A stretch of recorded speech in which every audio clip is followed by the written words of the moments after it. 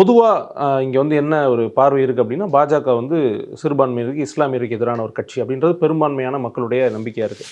அதில் வந்து திரு வேலூர் இப்ராஹிம் அவர்கள் அதை உடைக்கும் விதமாக கட்சியினுடைய ஒரு இஸ்லாமிய முகமாக அறியப்பட்டார். அவருக்கு ஒரு செல்வாக்கு இருக்குது.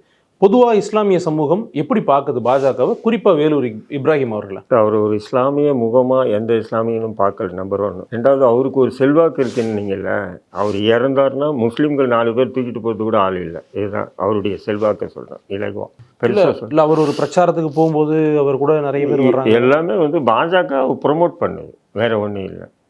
முஸ்லீம்கள்ன்றது யாரும் இல்லை. டீ கடைக்கு போனாலும் அந்த போலீஸ் பாதுகாப்போட போய் நின்று டீ குடிக்க வேண்டிய சூழ்நிலை தான் இன்றைக்கி இப்ராஹிம் இருக்குது. ஒரு தொழுகைக்கு பள்ளிவாசல் போனாலும் 2 போலீஸ்காரனோட போய் பக்கத்தில் நின்று தான் அவர் தொழுக வேண்டிய நிலைக்கு தள்ளப்பட்டிருக்காப்புலன்னா, அப்போ சமூகத்தில் இருந்து புறக்கணிக்கப்பட்ட ஒரு நபர் தான் இப்ராஹிம்.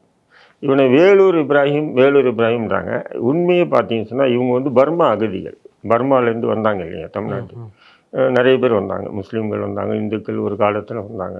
அந்த மாதிரி பர்மாலேருந்து வந்து பாடி நல்லூர்னு சொல்லி ஒரு இடத்துல தான் வந்து குடியிருந்தாங்க. இவங்க அப்பா வந்து பார்த்திங்கன்னா கனின்னுவாங்க, கனிபாய்ன்னுவாங்க.